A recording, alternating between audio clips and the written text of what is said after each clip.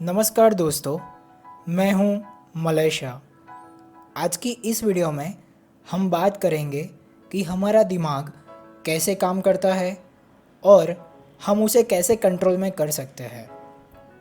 Normally आप 3 घंटे तक लगातार वीडियो गेम खेलते हो या फिर वेब ब्राउजिंग या यूट्यूब या फिर नेटफ्लिक्स पे खो जाते हो। पर अगर 3 घंटे लगातार पढ़ाई करने की बात हो तो आप नहीं कर पाते। मान लीजिए कि आपके पास दो ऑप्शंस है।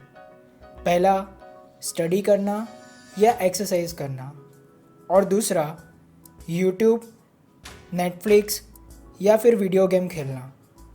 आपको लॉजिकली पता है कि पहला ऑप्शन आपके फ्यूचर के लिए ज़्यादा प्रोडक्टिव है, फिर भी आप ना चाहते हुए भी सेकंड ऑप्शन ही पसंद करते हो। आप में से कोई रीज़न देगा कि एक एक्टिविटी बहुत ही इजी है और उसमें एफर्ट नहीं लगता और हमें बहुत ही एंटरटेन भी करती है, लेकिन दूसरी एक्टिविटी बहुत ही डिफ़िकल्ट है और उसमें बहुत मेहनत करनी पड़ती है और बार बार हमें बोर भी कर देती है। आपने कई लोग ऐसे देखे होंगे कि जो इजीली स्टडी भी कर पाते हैं और साथ में रेगुलरली एक्सरसाइज और अपने साइड प्रोजेक्ट पे काम भी कर पाते हैं। आपको ये देख के आश्चर्य नहीं होता कि ये लोग ऐसा कैसे कर पाते हैं? इसका जवाब है डोपामाइन, जो एक ब्रेन न्यूरोट्रांसमीटर है। डोपामाइन को ज़्यादातर लोग प्लेजर के नाम से जानते हैं, लेकिन इसका सही मतलब प्लेजर नहीं बल्कि डिज़ायर है, मतलब कि हमारी इच्छा। डोपामाइन हमें अपनी पसंदीदा चीज़ें करने के लिए उत्तेजित करता है। डोपामाइन कितना पावरफुल है ये बताने के लिए मैं आपको कुछ न्यूरोसाइंटिस्ट के एक्सपेरिमेंट के बारे में बताता हूँ। कुछ साइंटिस्ट ने एक चूहे के दिमाग में इलेक्ट्रोड इम्प्लांट किया।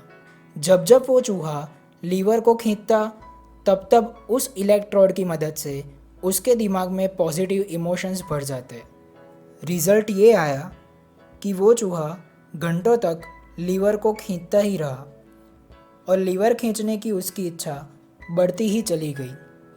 बिना खाए बिना सोए वो घंटों तक लीवर खींचता ही रहा और अंत में थकान की वजह से बेहोश हो गया। इसके बाद साइंटिस्ट ने इस चीज़ को रिवर्स करके देखा। उन्होंने उस चूहे के दिमाग में डोपामाइन को रिलीज़ होने से रोक दिया।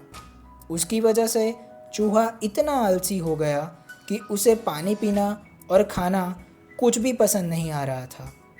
आप कह सकते हैं कि उसकी जीने की इच्छा ही मर गई थी। इसी तरह डोपामाइन मानव शरीर में भी अफेक्ट करता है। हर एक एक्टिविटी में से कितना डोपामाइन मिलता है, उसके हिसाब से हमारा ब्रेन उन एक्टिविटीज़ को हमारे दिमाग में प्रायोरिटाइज करता है। अगर कोई एक्टिविटी से बहुत ही कम मात्रा में डोपामाइन रिलीज़ होगा तो आप वो एक्टिविटी करने के लिए बिल्कुल भी मोटिवेट नहीं होंगे।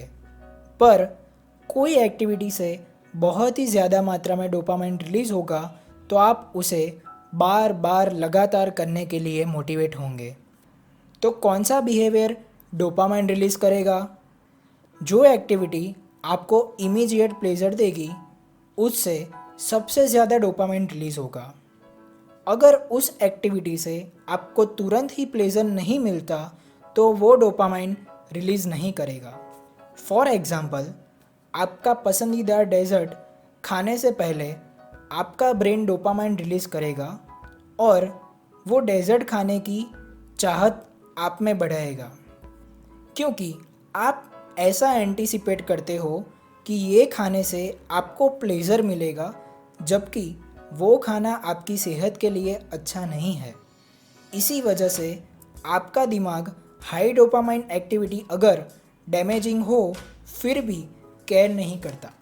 फॉर एग्ज़ाम्पल, स्मोकर्स को पता है कि वो जो कर रहा है वो हेल्थ के लिए अच्छा नहीं है, फिर भी वो बार बार लगातार स्मोक करता ही रहता है, क्योंकि उससे अननेचुरल अमाउंट में डोपामाइन रिलीज़ होता है जो उनकी स्मोकिंग करने की इच्छा को बढ़ाते ही जाता है। हकीकत ये है कि हर एक चीज़ छोटी या बड़ी मात्रा में डोपामाइन रिलीज़ करती है। यहाँ तक कि आप जब प्यासे होते हो तब पानी पीने की इच्छा से भी डोपामाइन रिलीज़ होता है।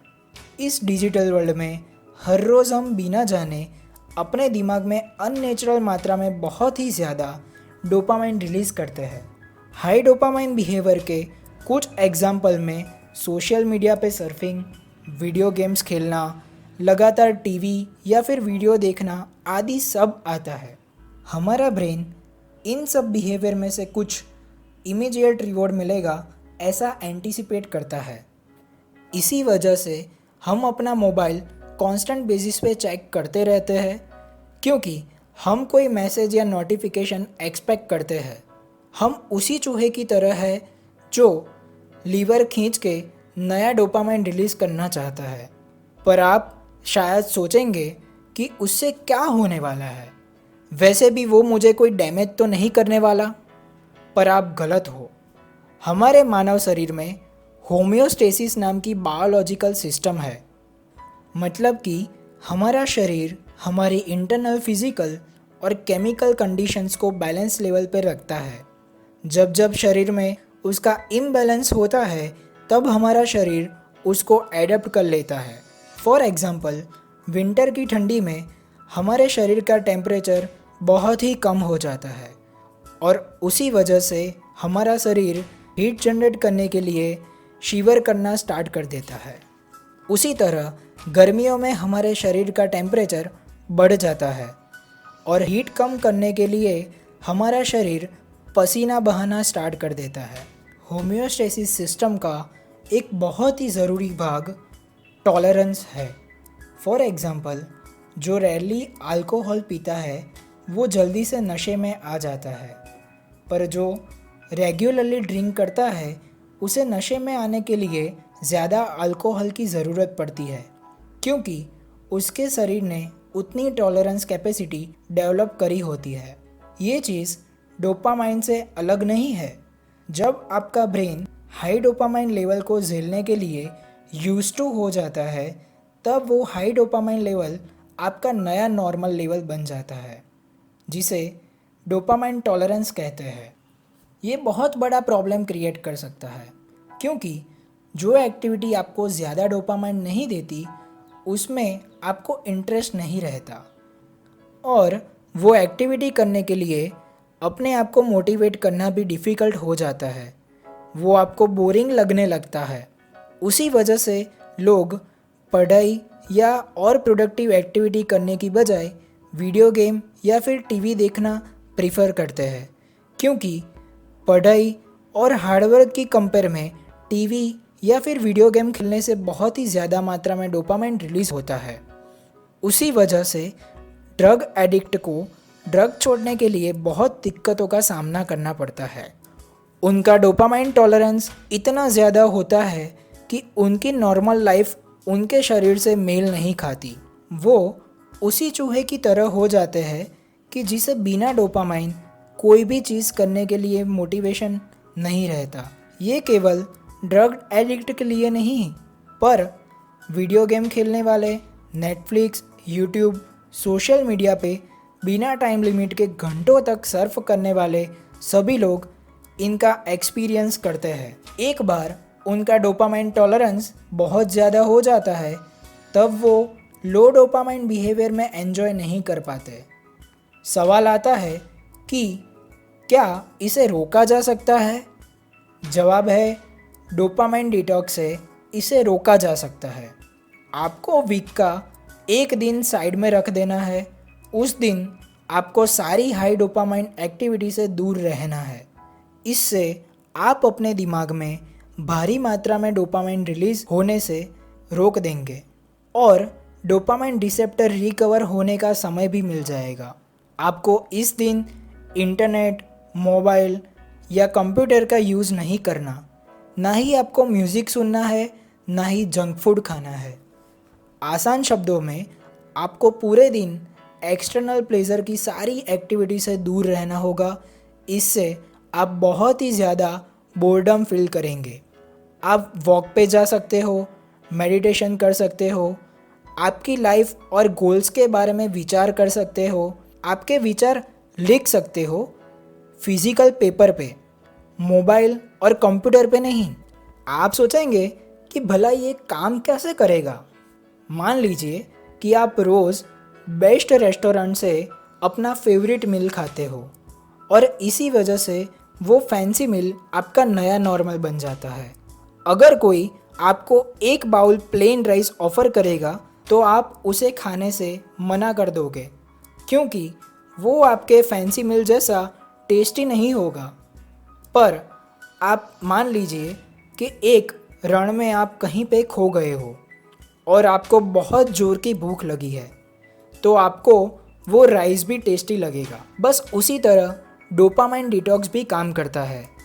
वो आपकी रोज़ की प्लेजर की भूख आप में बढ़ाएगा और फिर कम सेटिस्फेक्शन देने वाली एक्टिविटीज़ को ज़्यादा डिज़ायरेबल बना देगा। आसान शब्दों में डोपामाइन डिटॉक्स काम करेगा क्योंकि आप बोर हो गए हो, इसीलिए बोरिंग एक्टिविटी से भी आपको फन मिलेगा और धीरे धीरे आपका डोपामाइन रिसेप्टर भी रिकवर हो जाएगा। बस आपको करना ये है कि वीक में एक दिन हाई डोपामाइन एक्टिविटीज़ जैसे कि video game, online surfing, Netflix, social media आदि सबसे दूर रहना होगा। आप बोर होंगे, लेकिन हमें वहीं तो करना है और इसी बोर्डम से आप एक्सरसाइज करने, पढ़ने के लिए, अपने प्रोडक्टिव काम करने के लिए मजबूर हो जाएंगे। आप ये प्रोडक्टिव काम करने के बाद अपने आप को हाई डोपामाइन एक्टिविटी का रिवॉर्ड देने का प्लान भी कर सकते हो। फॉर एग्ज़ाम्पल 2 घंटे पढ़ाई के सामने 30 मिनट सोशल मीडिया या फिर वीडियो गेम और टीवी। हाँ, लेकिन ये 30 मिनट वाला रिवॉर्ड प्रोडक्टिव काम करने के बाद या फिर दिन के अंत में। रिवॉर्ड प्रोडक्टिव काम करने से पहले नहीं ले लेना है। अगर रिवॉर्ड पहले ले लेंगे तो आप लो डोपामाइन एक्टिविटी करने के लिए मोटिवेट ही नहीं होंगे। इसीलिए शुरुआत डिफ़िकल्ट एक्टिविटी से करें और फिर बाद में रिवॉर्ड लें। अंत में यही कहूँगा कि डिफ़िकल्ट चीज़ों को हम इजी बना सकते हैं, पर जब आपका ब्रेन पूरा समय हाई डोपामाइन बिहेवियर में रहता होगा तो आप मोटिवेट नहीं होंगे उन चीज़ों को करने के लिए जो कम मात्रा में डोपामाइन रिलीज़ करता हो। अगर आपको मोटिवेशन प्रॉब्लम है या फिर प्रोडक्टिव एक्टिविटीज़ जैसे कि पढ़ाई, नए विचार, राइटअप, एक्सरसाइज, मेडिटेशन एक्सेट्रा जो आप नहीं कर पाते, तो आपको तुरंत ये डोपामाइन डिटॉक्सिंग शुरू कर देना होगा। बार बार डोपामाइन डिटॉक्सिंग करने से आप नॉर्मल हो पाएंगे और लो डोपामाइन एक्टिविटी भी आपको एक्साइटिंग करने लगेगी और आप उसे लंबे समय तक कर पाएंगे। कुछ हद तक हम सब डोपामाइन एडिक्ट्स हैं और वो अच्छी बात है, क्योंकि डोपामाइन हमारे गोल अचीव करने में और हमें इम्प्रूव करने में मोटिवेट करता है, क्योंकि डोपामाइन का मतलब ही हमारी इच्छा है। पर ये आप पे निर्भर करता है कि आप कौन सी चीज़ों से डोपामाइन लेना पसंद करोगे। क्या आप उन एक्टिविटीज़ से डोपामाइन लेना पसंद करोगे जिससे कोई बेनिफिट नहीं है, या फिर अपने लॉन्ग टर्म गोल में उसे इन्वेस्ट करना पसंद करोगे? ये आपकी चॉइस है। अगर आपको ये वीडियो पसंद आई है तो इसे लाइक करें और हमारे चैनल को सब्सक्राइब करें। तो फिर मिलेंगे दोस्तों हमारे अगले वीडियो में। तब तक आज का जो लर्निंग था उसका अपनी लाइफ में एक्सपीरियंस करके देखें और हमें कमेंट करके ज़रूर बताइए कि ये आपको यूज़फुल हुआ कि नहीं। धन्यवाद।